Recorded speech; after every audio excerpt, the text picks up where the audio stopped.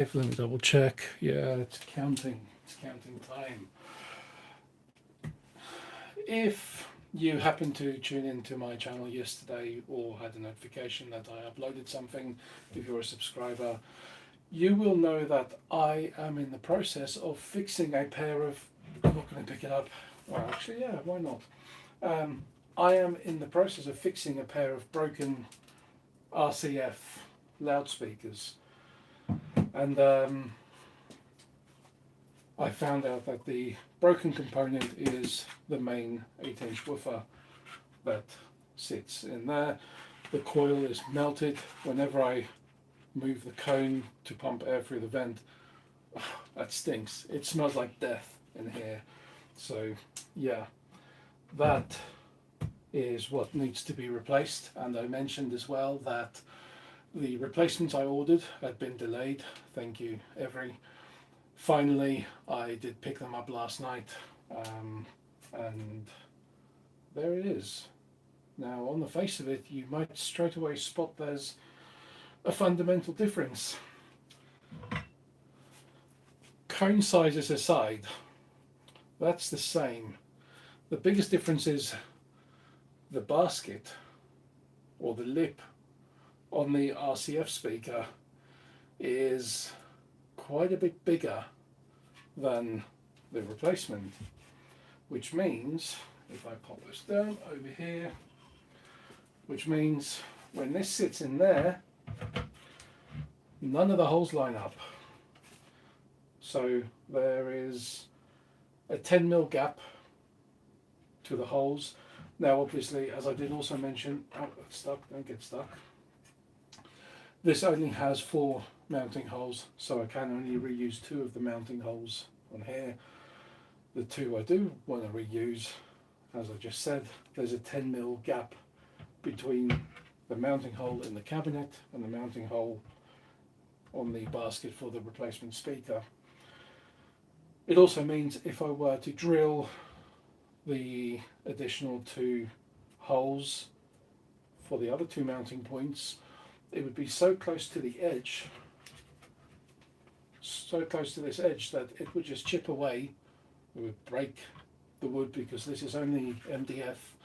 It would make that disintegrate and it won't actually grip at all. So what I have to do, I think, is resort to my trusty 3D printer and essentially print a baffle that allows, well, for a much smaller mounting pattern to sit in there, because pardon me, so once that's in there,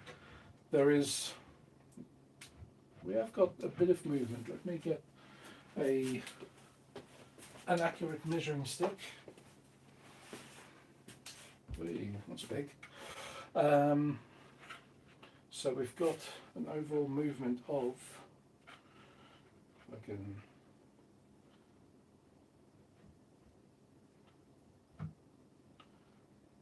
2, 3, 6 millimeters. So yeah, so there's a 3mm gap all the way around that we can use to fill with material that can be used to basically bulk up the edge where the new screws will be going in. That also at least gives me something to attach a sealant to, because this edge here is very small, and obviously shiny metal, nothing really sticks to that. Whereas what have I got? PLA, and I've got some ABS as well. I'll print whatever I have in black, basically, and then yeah, stick a gasket material to that and then install it. So time to whip out the AutoCAD. No, I don't use AutoCAD, FreeCAD, and design a baffle. This is not the first time I've had to do this. I've done it before on speakers where the cutout is one size and then you want to downsize the speaker that goes in there. If you've ever watched the void pipe speaker build I did 2-3 years ago, the speakers in those void pipes I think went through 3 or 4 different iterations before I sold them. The first speakers to go in were, I think they were 6.5 inch, but they weren't full range, so they sounded very muffled. There was no top end, no brightness whatsoever. It was very mumbly. Then they were replaced for 5.5 inch speakers, which were supposedly full range, and obviously a step down an inch needed a large baffle to hold the speaker in place. Only downside is those speakers didn't have any bottom end whatsoever, and then I ended up going back to 6.5 inch along with a 1 inch tweeter. But that's a whole different set of videos. If you want to go watch them, go dig them up. Okay, that's going to be it for this quick update. I just figured it's easiest doing a quick live as opposed to recording and editing a video. Replacement speakers are here, they just don't quite fit. At least the one good thing that I'm very pleased about is the terminals on here are, where are we? Identical to the ones on the RCF speaker, which means I can just reuse the spade terminals or spade connectors on here without having to recrimp something new, because a lot of aftermarket speakers sometimes come with those like spring-loaded push connectors, or they just have 2 5mm spades as opposed to a thick and a thin. So yeah.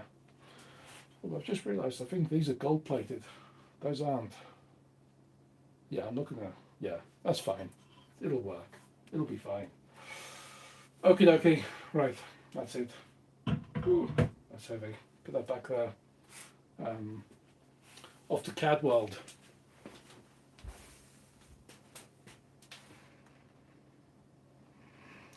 I always forget, how do I stop this thing?